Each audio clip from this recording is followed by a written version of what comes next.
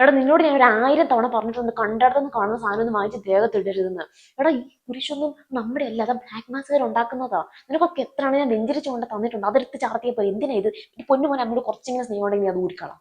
അതുപോലൊക്കെയുള്ള വീടുകളിലുണ്ടല്ലോ, അവിടുത്തെ പിള്ളേരായിരിക്കും വൈകുന്നേരം സന്ധ്യാപ്രാർത്ഥന സമയം ആകുമ്പോഴത്തേക്കും വാ അച്ചാച്ചാ വാ അമ്മേ വാ എന്ന് പറഞ്ഞിട്ട് പായും ഇട്ട് വന്നിരുന്ന് കുരിശ് വരയ്ക്കാൻ വേണ്ടിയിട്ട് അവർ ആദ്യം വന്നിരിക്കും. മുട്ട നിന്നു മുഴുവൻ മുഴുവൻ കൊണ്ടു മുട്ട നിന്ന് ചൊല്ലുന്ന പിള്ളേരെ എനിക്കറിയാം. ഇവിടെയുണ്ട്. ബാക്കിയുള്ളവർ 100 തവണ വിളിച്ചാലും കിടന്ന് വിളിച്ചാലും ഇരിക്കുന്നിടത്ത് നിന്ന് അവനുള്ളത് കുണ്ടി പോലും ഒന്നും അനക്കത്തൊന്നുമില്ല. എന്നിട്ടോ വന്ന് ഇരുന്ന് കഴിഞ്ഞാൽ ഷൂ എന്ന് പറഞ്ഞൊരു കുരിശ് വരെ. നീയൊക്കെ ഉണ്ടല്ലോ, ദൈവത്തെ വന്നിച്ചില്ലെങ്കിൽ നിന്ദിക്കരുത്.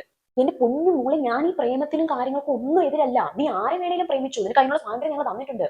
ആരെ വേണേലും പ്രേമിച്ചു. ഒറ്റ കാര്യം, ഒറ്റ കണ്ടീഷൻ അമ്മയ്ക്കുള്ളൂ, ഒരു ക്രിസ്ത്യാനി ആയിരിക്കണം. അതിപ്പോ കൂടുതൽ ഞാൻ ചോദിക്കുന്നുണ്ട്. ഇല്ല, എത്രയോ നല്ല ക്രിസ്ത്യൻ ചെക്കന്മാരുണ്ട് ഈ നാട്ടില്. നിനക്ക് കണ്ടുപിടിക്കാൻ പറ്റത്തില്ലെങ്കിൽ നീ പറ, ഞാൻ കണ്ടുപിടിച്ച് തരാം. നല്ലൊരു ചെക്കനെ നിനക്ക് ഞാൻ മുമ്പിൽ കൊണ്ടു നിർത്തി തരും. എന്റെ പൊന്നു മോനെ, ഞായറാഴ്ച ഒരു പരിപാടിയും കൊണ്ട് നീ ഇറങ്ങണ്ട. ബാക്കി 6 ദിവസമൊക്കെ നിനക്ക് കുത്തി മറിയാൻ വേണ്ടിയിട്ട് ആകെ ഒരു ദിവസം കർത്താവിന് കൊടുക്കാൻ പറയുന്നത്, അത് പരിശുദ്ധമായിട്ട് ആചരിക്കണം. അല്ലാണ്ട് ബാക്കി എല്ലാ ദിവസവും നിനക്കൊക്കെ എന്ത് വേണേലും കാണിക്കല്ലോ. നീ ഒന്നും പഠിച്ചില്ലേലും വേണ്ട എന്റെ പൊന്നു മോനെ. ദൈവവിചാരമുള്ള മക്കളായിട്ടൊന്ന് വളർന്നു കണ്ടാൽ മാത്രം മതി അമ്മയ്ക്ക്. വേറെ ഒന്നും വേണ്ട. ഇതൊന്നും ചോദിക്കുന്നില്ല ഞാൻ. ദൈവവിശ്വാസത്തിൽ ഒന്ന് വളർന്നു കണ്ടാൽ മാത്രം മതി. പള്ളി പോകാൻ പറഞ്ഞ എന്റെ മക്കൾക്ക് മാത്രം എങ്ങനില്ലാത്ത തിരക്ക. എടാ ദിവസം നീയൊക്കെ രാവിലെ ആ പള്ളിയിൽ ഒന്ന് പോയി കുർബാനയും കണ്ടിട്ട് നിന്റെ ഒക്കെ ദിവസം ഒന്ന് തുടങ്ങി നോക്കിക്ക്. നിങ്ങൾ ആഗ്രഹിക്കുന്ന കാര്യങ്ങൾ നടക്കും. ഇവിടെ ഉള്ള നിങ്ങൾക്ക് പള്ളിയും വേണ്ട, പട്ടക്കാരും വേണ്ട, കർത്താവും വേണ്ട, കുരിശും വേണ്ട എന്നുള്ള രീതിയില്ല.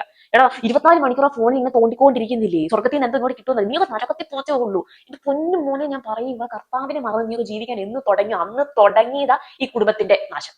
നീയൊക്കെ എന്ന് നന്നാവുന്നു അന്നേ നന്നാവത്തുള്ള ഈ കുടുംബം. മക്കളെ ഇനിയാണെങ്കിലും സമയം വൈകിയിട്ടില്ല. ഞാൻ നന്നാവൂ എന്നൊരൊറ്റ തീരുമാനം ഒന്ന് എടുത്താൽ ബാക്കി കാര്യം കർത്താവ് നോക്കിക്കോളും. ആ തീരുമാനം ഒന്ന് എടുക്കാനാണ് അമ്മ ഈ കിടന്ന് പറയുന്നത്. ബാക്കിയുള്ളത് നിങ്ങൾക്ക് എന്തെങ്കിലും ദുർമാതൃക തന്നിട്ടുണ്ടോ? ഇല്ല, നല്ല മാതൃക മാത്രമേ തന്നുള്ളൂ. അതെങ്കിലും ഒന്ന് കണ്ട് പഠിച്ചുകൂടെ നിനക്കൊക്കെ?